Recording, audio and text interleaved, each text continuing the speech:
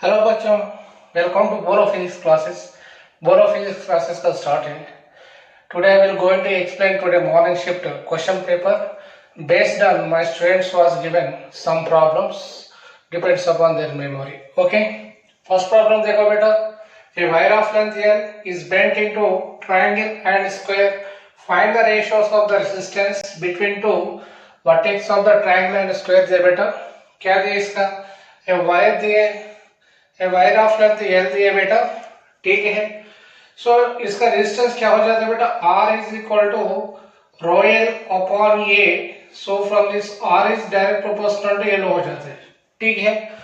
It is bent, first of all it is bent in the form of a triangular shape है बेटा, triangular shape है, ऐसे triangular shape bent की है। सो हर एक पार्ट का रेजिस्टेंस कितना हो जाता है बोलो बेटा? R is direct proportional to L है। सो इसका पार्ट का रेजिस्टेंस आर बाई 3 हो जाते हैं, वो पार्ट का रेजिस्टेंस आर बाई 3 हो जाता है, वो लेंथ का आर बाई 3 हो जाता है, ठीक है। So the resistance between two points, the resistance between two points should be equal क्या हो जाता है बोलो बेटा? R dash is equal to R dash equal क्या हो जाता है? आर डैश इज इक्वल क्या हो जाता है? वो दोनों भी सीरीज पे है, ठीक है। Effect resistance is equal to 2 R by 3 है, 2 R by 3 and R by 3 is parallel हो जाते हैं। R dash is equal to r by 3 into 2r upon 3 by r by 3 plus 2r upon 3 हो जाता है बेटा। इसमें क्या कैंसिल हो जाते हैं बोलो? r by 3 एक r by 3 के कैंसिल हो जाते हैं। The effect resistance would be equal to r dash is equal to r by 3 into 2 upon, इसमें क्या मिल जाता है बोलो? r by 3 के कैंसिल है, 1 plus 2r by 1 plus 2 हो जाता है बेटा, that is equal to 2r by 9 हो गया इसका, ठीक है। और क्या हो गया? This same wire is bent in the form of A square है बेटा, ऐसे बेंट की है। सो हर एक पार्ट का रेजिस्टेंस क्या हो जाता है? वो भी r by 4 हो जाता है, इसका r by 4 है, इसका r by 4 है, इसका भी r by 4 हो जाते हैं, r by 4 हो जाते हैं। So the effect resistance between two any two points of the square root equal क्या हो जाता है बोलो? इसका और डैश, इसका कितने हैं बेटा? वो 3 सीरीज पे है। इफेक्ट क्या हो जाता है इसका? 3r by 4 है, 3r by 4 and r by 4 parallel पर है। इसका r2 डैश इक्वल क्या हो जाते हैं?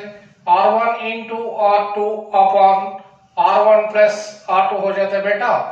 r1 is equal to 3r upon 4 into r upon 4 is divided by r by 4 common करो, r by 3 प्लस 1 मिल गए बेटा, एक r by 4 कैंसिल हो गए।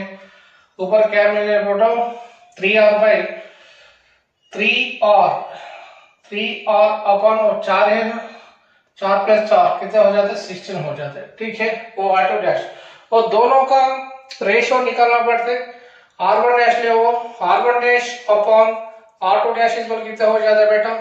r1 dash is equal to 2r upon 9 हो गए हैं, upon r2 dash is equal to 3r upon कितने हो गए बेटा? 16 हो गए, ठीक है। r के कैंसिल हो गए, that is equal to 32 upon 27 है। दोनों का रेजिस्टेंस का रेशियो 32 अपॉन 27। बहुत आसान प्रॉब्लम है बेटा, लिखो। देखो बेटा, और एक प्रॉब्लम, वो भी करंट इलेक्ट्रिक में पूछे है। Find the effective resistance between A and B है बेटा। ए एंड बी में इफेक्टिव रेजिस्टेंस कितना हो जाते हैं वो भी कैलकुलेट करना पड़ता है। अभी ए कामा बी को एक काम करो, ए कामा बी को एक बैटरी को कनेक्ट करो, ऐसा बैटरी को कनेक्ट करो। The battery of one positive terminal has higher potential and negative terminal has lower potential, ठीक है। वो वी पर रहते तो वो भी वी पर रहते, वो भी वी पर रहते बेटा, ठीक है। वो 0 पर है, वो भी 0 पर हो जाते, वो भी 0 है, वो भी 0 पर हो जाता है बेटा। इसका पोटेंशियल डिफरेंस भी है, इसका पोटेंशियल डिफरेंस भी है, इसका पोटेंशियल डिफरेंस भी है। पोटेंशियल डिफरेंस कांस्टेंट है, तो that means this all resistance are in parallel combination में हो जाता है बेटा। r डैश इक्वल क्या हो जाता है? r by n हो जाता है ना फॉर n रेजिस्टेंस का। r इज इक्वल कितने दिए बेटा? r upon 3 the number of resistances was given 3 beta, that is equal to r by 9 है, बहुत आसान प्रॉब्लम पूछे बेटा, ठीक है, लिखो। और एक प्रॉब्लम देखो बेटा, वो भी डायमेंशन फॉर्मूलास में पूछे हैं। The dimension formula of modulus of velocity upon torque is equal to m power of a, l power of b, t power of c है बेटा। इसमें c वैल्यू कितने पूछा, what is the value of c, we should have to calculate the value of c है बेटा। सो modulus of velocity क्या हो जाता है बेटा, मॉडुलस ऑफ वेलोसिटी और दैट इज कॉल्ड क्या हो जाता है बेटा, f पर ये हो जाता है ना, force per unit area. Change in dimensions by virtual dimensions वो भी कैंसिल हो जाते हैं उसमें, रिमेनिंग टर्म f पर ये।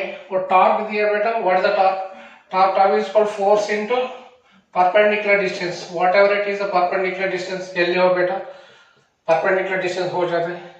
इसमें क्या क्या कैंसिल हो जाते हैं बेटा, एफ कैंसिल हो जाते हैं, 1/a इंटू परपेंडिकुलर डिस्टेंस मिल गया बेटा, दैट इज इक्वल टू, इसको वॉल्यूम हो जाता है ना, इसका डायमेंशन फार्मूला 1/l क्यूब हो जाता है, that is equal to m power of 0 l power of -3 t power of 0, which is equal to क्या हो जाता है बेटा, m power of a l power of b t power of c बेटा। c value कितना हो जाता है बेटा इसमें, इससे बोलो, t वैल्यू जी रहे ना, लिखो। और एक प्रॉब्लम देखो बेटा, two solid spheres are rolling on a horizontal surface, if r2 is equal to r1 है बेटा, वो कंडीशन दिए, then find the ratios of their moment of inertia, moment of inertia का रेशियो निकालना पड़ता है बेटा। Two solid spheres are rolling है, let's consider two solid sphere है, this one of the solid sphere, it has a mass m1 level and radius r1 level, ठीक है। this is a second solid sphere, it has a mass m2 and radius कितना बेटा 2r1 हो गया, but density of these two solid spheres will be remains constant है बेटा, where ρ1 is equal to ρ2 is equal to ρ है, और m2 निकालना पड़ता है in the form of m1 में। सो रो इज इक्वल क्या हो जाता है बेटा, रो इज इक्वल टू m/v हो जाता है, m/v, rho is equal m by v, m is equal to rho भी हो जाते हैं, m1 इज इक्वल कितने बेटा, m1 is equal to rho into 4/3 pi r1 cube है।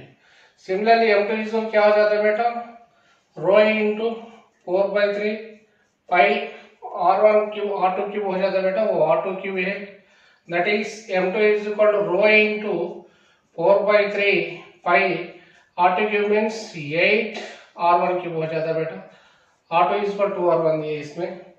सो m2 is equal क्या हो जाता है बोलो, वो पूरा वैल्यू ऑन है, rho into 4/3 pi r cube का 8 into m1 हो जाता है, ठीक है। Now we should have to calculate the ratios of the moment of inertia बेटा। I1 upon I2 is equal to solid sphere का मोमेंट ऑफ इनर्शिया क्या हो जाता है, about this axis of rotation passing through center is 2/5 m r1 square हो जाता है बेटा, that is upon 2/5 m r2 square हो जाता है, वो m1 ले वो m2 हो जाता है, that is equal to 2/5 m r1 square upon 2/5 m2 value कितने हैं होता है बेटा, 8 m1 हो गया ना, 8 m1 इंटू r2 वैल्यू क्या हो जाता है बेटा, 2r1 है, 2r1 square means 4r1 square हो गया बेटा। So 2/5 gets cancel, m1 r1 square gets cancel हो गया बेटा, I1 अपॉन I2 इक्वल क्या हो गया बोलो, 1/32 है, ठीक है, देखो बेटा। और एक प्रॉब्लम देखो बेटा, this problem was asked from the capacitors, two capacitors of the graph I show in the figure, ऐसा दिए, find the relation between the energy and capacitancy of the capacitors है बेटा। तो ग्राफ से it is very clear that C2 is greater than C1 है ना, CV graph is बड़ा है कंपेयरिंग टू C1 ग्राफ, ठीक है। The energy stored in the capacitor is given by क्या हो जाता है बेटा, equation U is equal to of CV square है बेटा, ठीक है, of CV square, that means energy is direct proportional to capacitance of the capacitors, ठीक है। सो फॉर क्या हो जाता है बोलो, C2 is greater than to C1, that implies U2 is greater than U1 हो जाते और C1 is greater then C2 is greater than C1, that implies U1 is less than to U2 हो जाते हैं। ठीक है बेटा, लिखो। और एक प्रॉब्लम देखो बेटा, रे ऑप्टिक्स में पूछे two thin prisms are placed together, angle of the first prism is 4 degree से बेटा and refractive index μ1 is equal to 1.54. Find the angle of prism of the second one if the refractive index of the second prism is 1.72 better, but condition was without deviation है। दो conditions है, एक with deviation है, second one is without deviation है। एक prism ऐसा रखा दिया बेटा, ओके, इसका एंगल इज A1 है, और एक प्रिज्म ऐसा रखा दिया बेटा, इसका एंगल A2 है। ठीक है, इसका रिफ्रैक्टिव इंडेक्स दिया बेटा कितने 1.54 है, इसका रिफ्रैक्टिव इंडेक्स कितने दिया बेटा 1.72 है बेटा। So when the ray of light is enters in the prism like this, what happening is that it is refracted and going to incidence on the second place. Initial and final direction will be same है, deviation भी नहीं होगा इसमें, without deviation है। Without deviation का condition क्या है बेटा, A1 into μ1 minus 1 is equal to A2 into μ2 minus 1. Initial path and final path would be is equal to remains constant हो जाता तो that condition is called as without deviation। पर without deviation का A1 μ1 minus 1 is equal to A2 into μ2 minus 1 हो जाता बेटा। A1 दिए बेटा कितने 4 दिए, μ1 minus 1 1.54 minus 1 is equal to A2 का वैल्यू कितना है बेटा, A2 निकालना पड़ता है इसे, A2 into μ2 value is 1.72 minus 1 हो गया बेटा, 4 into 0.54 is equal to A2 into 0.72 हो जाता है बेटा, और A2 इज क्या हो जाता है बोलो 4 into 0.54 upon 0.72 हो जाता है बेटा, दैट वैल्यू इज इक्वल 3 हो जाता है, 3 डिग्री हो जाता है। ठीक है, लिखो। तो प्रॉब्लम देखो बेटा, find the coordinates of central mass of a given plate of surface mass in sigma is equal sigma naught x upon AB as shown in the figure है बेटा। इसका कोऑर्डिनेट्स ऑफ सेंट्रल मास निकालना पड़ता है। सो y axis में क्या हो जाता है बेटा, b/2 हो जाते हैं, इसका कैलकुलेशन करने की जरूरत भी नहीं। x एक्सिस में कितने दूर रहते हैं, कंसीडर ए स्मॉल स्ट्रिप ले बेटा, small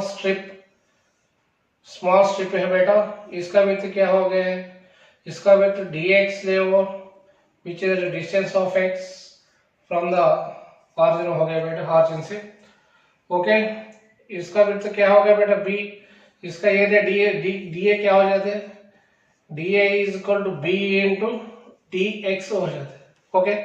the centre of mass along the x-axis is given by xm is equal to integration of x dm upon integration of dm is already knows बेटा। ठीक है, इसका dm निकालना पड़ता है, but sigma दिए, सिग्मा इज क्या हो जाता है बेटा dm upon dx हो जाता है ना, dm upon da हो जाता है, da that is equal to dm is equal to sigma into da हो जाता है बेटा, that is sigma into da value कितना बेटा b into dx है। ठीक है, तो वैल्यू इसमें सब्स्टिट्यूट करो, xm is equal to integration of 0 to a ना, लिमिट 0 to a हो जाता है, इसमें x वैल्यू से x इंटू dm वैल्यू क्या हो जाता है बेटा सिग्मा, सिग्मा वैल्यू कितना बेटा sigma not x upon ab into b dx upon integration of dm है, dm का वैल्यू कितना बेटा, dm का value sigma into b dx है, sigma value is sigma not x upon ab into क्या हो जाता है बेटा b इंटू dx 0 to ये हो जाता है बेटा, that is equal to 2a upon 3 मिल जाता है बेटा, xm 2a upon 3, ycm is a b/2a बेटा। So the final coordinates are xcm comma ycm is equal to क्या हो जाता है बेटा 2a/3 comma b/2 है। ठीक है, बहुत आसान प्रॉब्लम है बेटा, देखो। और प्रॉब्लम देखो बेटा, if energy E of a proton is same as that of a photon of wavelength lambda, then what is the ratio of de Broglie wavelengths of the proton to photon पूछे बेटा. This question was from dual nature of radiation में मिल गए हैं. ठीक है. So what is the de Broglie wavelength for the proton. Proton का wavelength कितना हो जाता है बेटा. Lambda proton is equal to h by m v है और h बाई एम वी हो जाता है upon h by m v means h by p that is equal h by m v है अपॉन लैम्डा प्रोटॉन के क्या हो जाता है. E is equal to h nu है ना. E is equal to h nu that is equal to sc by lambda हो जाता है. lambda is equal क्या हो जाता है बेटा. sc अपॉन E हो जाता है. दिस इज अ प्रोटॉन का वेवलेंथ हो जाता है बेटा. that is equal to hc upon E. this is the wavelength of the proton. this is a proton है. but the kinetic energy of the proton is given by K is equal क्या हो जाता है बेटा. K is equal to of M V square है that is equal to P square by 2m हो जाता है बेटा. और P is equal to root over 2m into K हो जाता है. सो P को क्या लिख रहा हूँ that is equal to m v हो जाता है. इसको ऐसा लिख रहा हूँ देखो. Lambda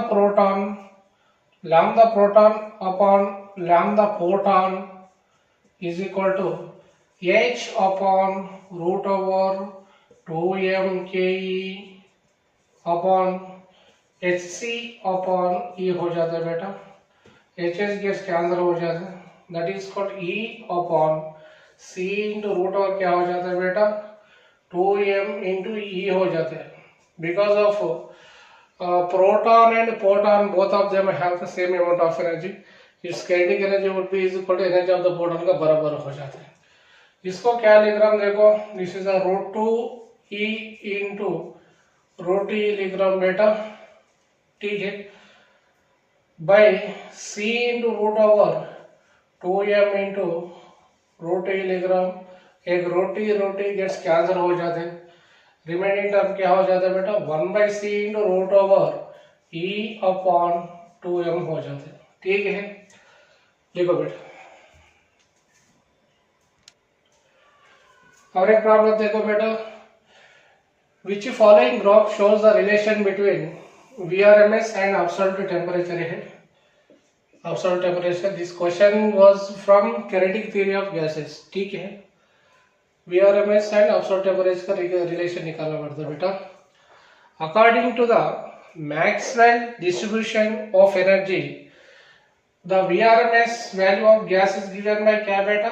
VRMS is equal to बोलो root over 3kT upon m हो जाता है. ठीक है. So from this VRMS is direct proportional to root है बेटा. ठीक है. the VRMS value is changes exponentially with respect to temperature. okay. so the graph between VRMS and temperature का कैसा हो जाता है बेटा.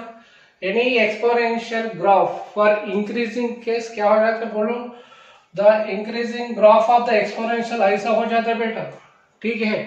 This graph is gives the relation between VRMS and absolute temperature. ठीक है. This is shape of the graph. 4 graphs दिए और 4 ग्राफ्स में वो एक है. इसको टिक करना मारते हैं 4 मार्क्स लेना पड़ता है. ठीक है. देखो बेटा और प्रॉब्लम देखो बेटा. और लॉजिक गेट में पूछे है प्रॉब्लम. सो आउटपुट का डायग्राम ड्रा करना पड़ता है इसमें. देखो और टर्मिनल एक है टर्मिनल 1 एंड इसका टर्मिनल 2 है. सपोज इसका इसका क्या दो बेटा. इसका ये दो वैल्यू ऑफ ए. इसको बी दिए ना. ये वैल्यू क्या हो जाता है बेटा. इसका ये भी हो जाता है. ओके. बी वैल्यू को नॉट गेट करेक्ट किया. नॉट गेट का फंक्शन क्या है. इनपुट का ऑपोजिट हो जाता है दैट इज इक्वल टू इसका वैल्यू क्या हो जाता है बोलो बी बार हो जाता है बेटा. बी बार हो जाते हैं. इधर क्या हो जाता है ए डॉट बी बार हो जाते हैं. इसका बार का वैल्यू. अच्छा इसका देखो सेकंड गेट का देखो. इसका ये भी ऐसा ये भी ये आता है ऐसा, because of it could not be touch this wire and this is also same function हो जाता है बी है। इसका आउटपुट क्या हो जाता है बेटा, ए डॉट बी हो जाते हैं। इसका एक इनपुट का ए डॉट बी बार एक है एंड ए डॉट बी हो गया बेटा, ठीक है। इसका आउटपुट क्या हो जाता है, वाई इज इक्वल, बोलो Y is equal to A dot B bar plus A dot B of whole bar हो जाता है, बिकॉज ऑफ नॉट गेट लिखा है ना। इसमें क्या कॉमन कर रहा हूं मैं, ए कॉमन करो और बी बार प्लस बी हो गया होल बार का, ठीक है। That is equal to A bar dot one, that is equal to A bar हो गया बेटा। इसका आउटपुट फाइनल आउटपुट क्या हो जाते हैं, ए बार हो जाते हैं, ठीक है। इसका डायग्राम कैसे निकालना पड़ता है, वो भी ऐसा हो सकता है, वो नॉट गेट है, ये दिए तो क्या हो गया output y is equal to A bar हो जाता है। और एक डायग्राम क्या है, ऐसा भी लिखना पड़ता है, वो भी एक इनपुट ऐसे है, ठीक है।